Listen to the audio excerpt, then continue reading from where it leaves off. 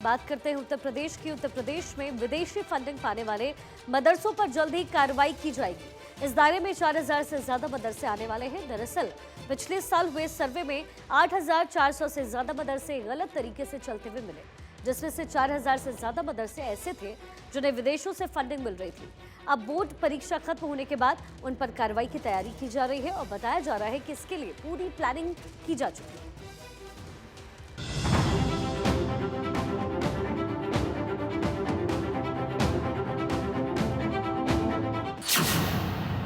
मदरसों में विदेशी फंड, सीएम योगी करेंगे एंड।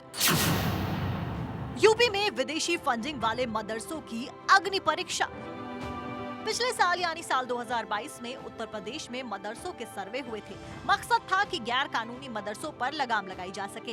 सर्वे के बाद खुलासा हुआ कि हजारों मदरसे गैर कानूनी हैं। अब एक बार फिर से मदरसों को लेकर योगी सरकार एक्शन में दिखाई दे रही है। योगी सरकार के रडार पर वैसे मदरसे हैं जिनकी फंडिंग विदेश से होती है और इसको लेकर जल्द ही कड़ी कार्रवाई का ऐलान किया जा सकता है। मिली जानकारी के मुताबिक विदेशी फंडिंग लेने वाले मदरसों पर योगी सरकार शिकंजा कसने जा रही है। इस दायरे में तकरीबन 4000 से ज्यादा मदरसे आएंगे।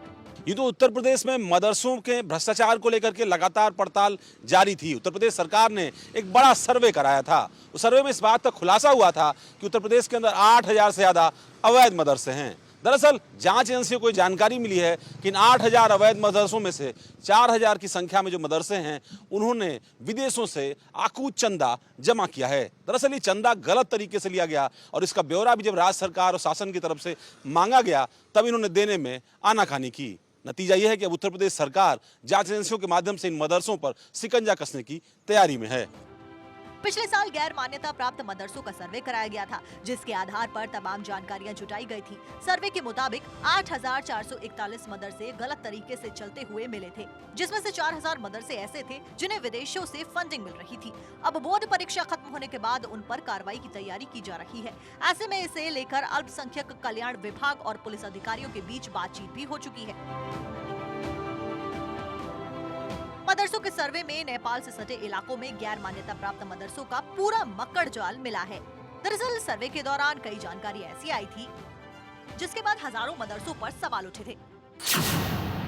मदरसों का मक्कड़ जाल, नेपाल से सटे मदरसों में विदेशी फंडिंग की बात। सरहदी मदरसों में दुबई से काफी फंडिंग की बात सामने आई थी। नेपाल और बांग्लादेश से भी फंडिंग की बात सामने आई।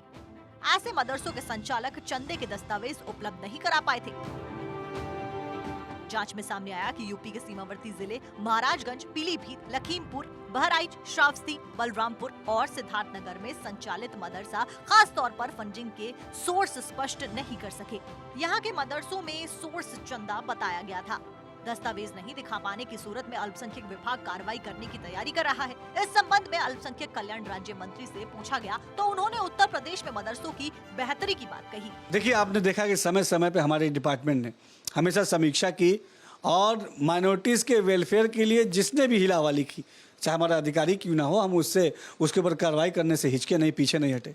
योगी सरकार का स्पष्ट साफ संदेश है कि जिस तरीके से पूर्ववर्ती सरकारों में, चाहे सपा में चाहे बसपा में, हमेशा चाहे मदरसा शिक्षा को अच्छे दिशा में आगे ना बढ़ने देना हो, चाहे माइनॉरिटीज़ के बेहतरी के लिए ना काम करना हो, ये पिछली सरकारों ने किया। लेकिन योगी सरकार ने हमेशा सुनिश्चित किया कि अल्पसंख्यक समाज, मुस्लिम समाज के विकास के लिए ठोस काम हो, मदरसा शिक्षा के बेहतर व्यवस्थाओं के लिए धरातल पर ईमानदारी से काम हो। और हमारे काम का ही नतीजा है कि आज हमारे मुस्लिम कौम को भी हमारी सरकार की नीयत पर भरोसा है और वो हमारे सरकार के साथ कदम से कदम मिला के तरक्की की तरफ आगे बढ़ रहे हैं।